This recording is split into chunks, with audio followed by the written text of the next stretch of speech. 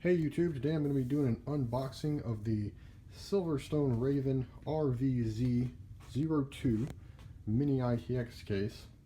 I'm pretty excited about this case. I've been waiting for it for a while since it was released at I think they announced it at it was either CES or one of the other shows anyway. But it looks pretty sweet. It's really small. It's got a pretty interesting design, so it's going to be pretty cool. And I was only able to, I think it's just starting to come out, so I was only able to find it at a website called aerocooler.com.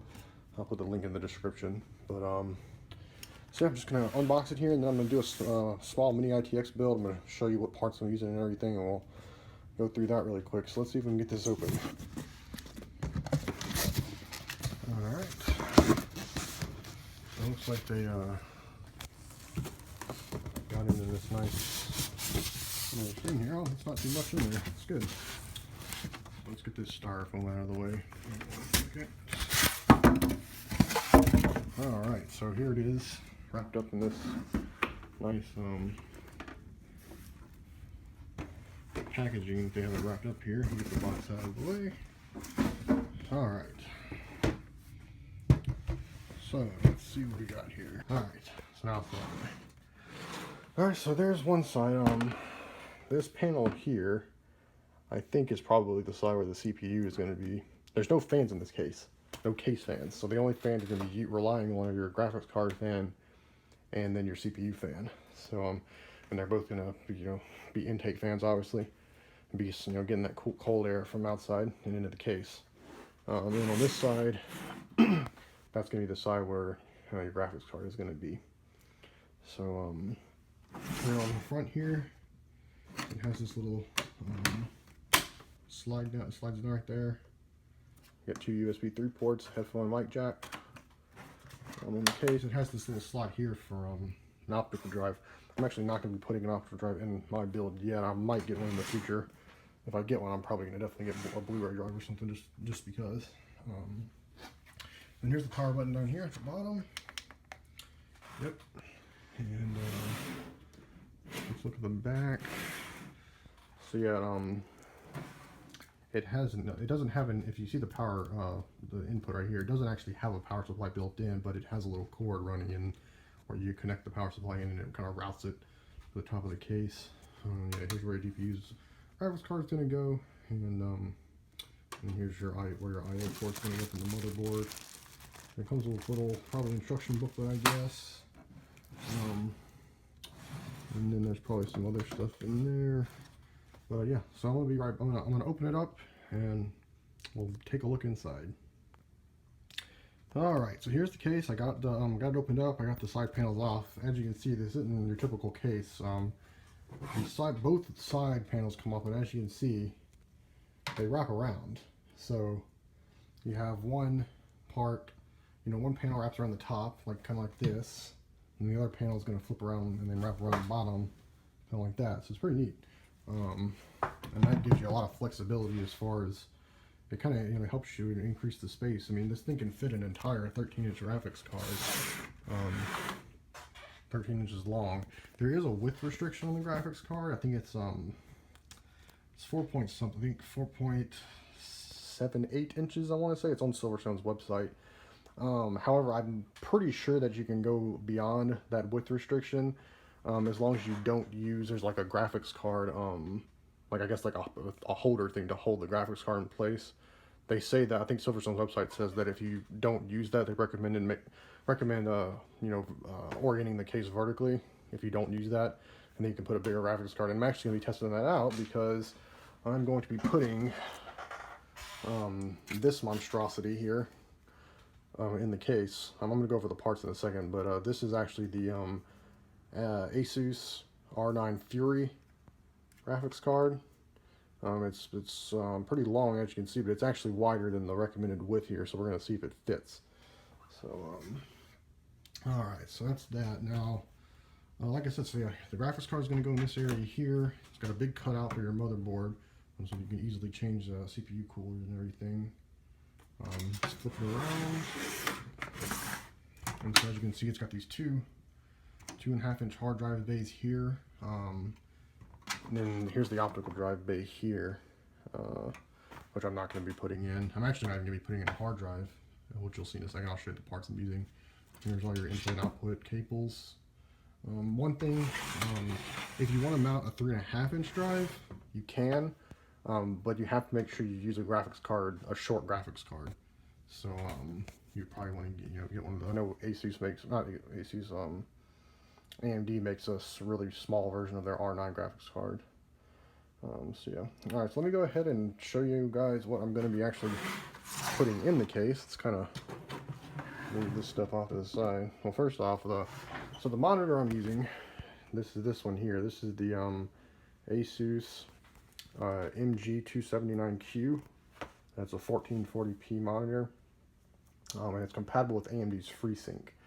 Now, if you're not familiar with FreeSync, basically it lets you it basically syncs the frames up so that you don't pretty much eliminate screen tearing. Which is the benefit of it. Now, NVIDIA has another type of syncing technology called G-Sync, which is probably a little bit better. I probably would have gone with NVIDIA if it wasn't for one thing, and that one thing is that the G-Sync only works with monitors that have one input, so you can't plug anything else into it. So like for me, as you can see over here, I have this iMac here that I use for work, and I wanted to be able to use the Asus as my primary monitor and then extend the display from the iMac. And so I would have needed at least 2 inputs on the monitor. Well, if I would have gotten a G-Sync monitor, I wouldn't have been able to do that. So that's why I decided to go with FreeSync, because it has a bunch of inputs on the back, and I'll be able to use as my primary display and then extend it from the iMac display when I'm using that for work and everything. So. Like I said, the graphics card I'm going to be using is this guy. This is the Asus R9 Fury, the Strix, as they call it, or is that Strix? Not really sure. Strix or Strikes. Strikes kind of sounds cooler. Anyway, it's pretty cool. It has these fans here. When the computer's not at low, they don't even run, which is pretty neat. And there's the back. You can kind of see how big the GPU is there. It's pretty big. That's the new Fiji architecture that AMD uses, and this is not a reference card. There's one other R9 out now by Sapphire, and they actually use the reference card. I was gonna get that one, but Newegg.com was actually doing $90 off if you bought this card and the monitor together, so I wanted to save 90 bucks. So figured it was a good deal. So anyway, here's the graphics card. Put that aside.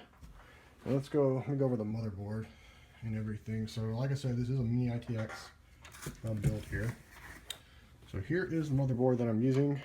This is the AsRock Z170 Gaming-ITX, I believe it's called. Is there a name on it? Let me check. Don't see it, but it's their Fatality. You can see there it says Fatality with the 1. Okay, so that's the motherboard I'm using, and the RAM that I'm using is by Mushkin. It's DDR4, because I'm going with the i7 6700K processor. And the reason I went with this RAM, I don't know if you can see it there, but it had really low timing. See, it's 12, 35 for the timings. So I thought that was a little bit better. I just figured, why not get some with low latency RAM.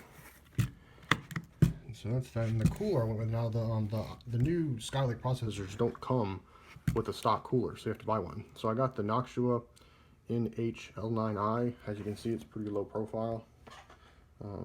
It's got a pretty low profile fan as well, and it's pretty quiet. It's PWM enabled, so if your motherboard, which is compatible with variable speeds for fans, it's perfect for that. And it's pretty quiet. As you can see, I've already pretty much set up this motherboard. I've actually already installed Windows and everything on my test bench before, because I didn't have the case. The case hadn't come in yet.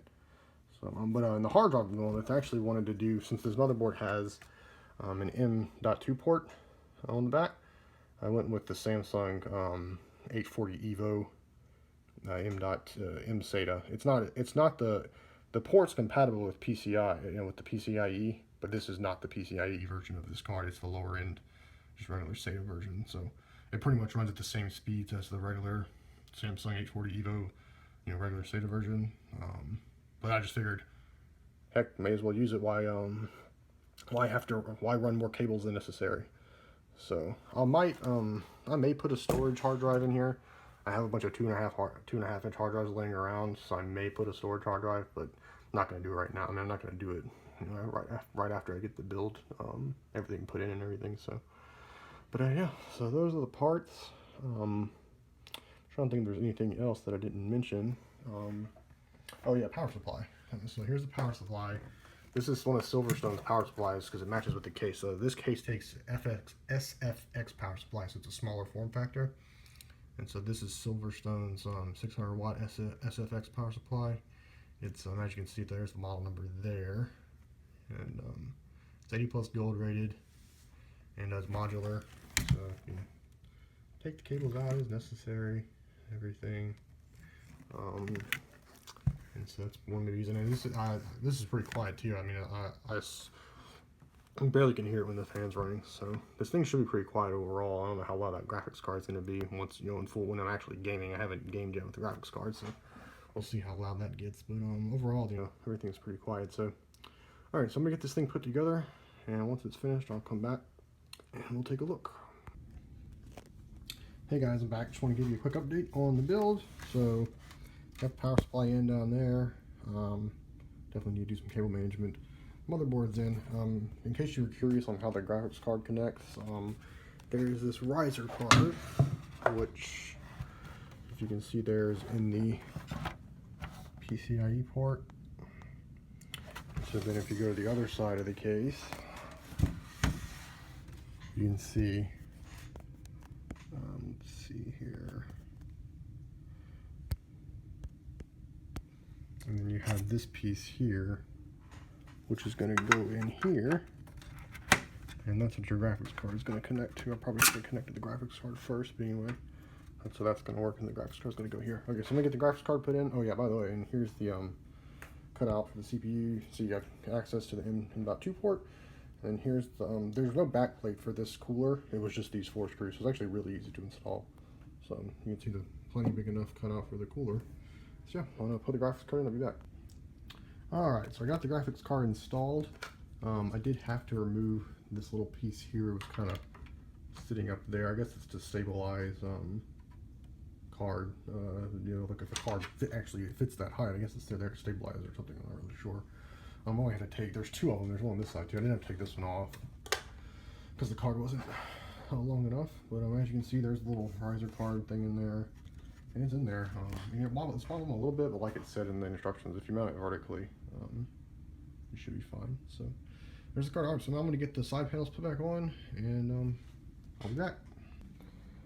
All right, so here it is. Got it all put together. Here's the front. Focus there. It's not focusing.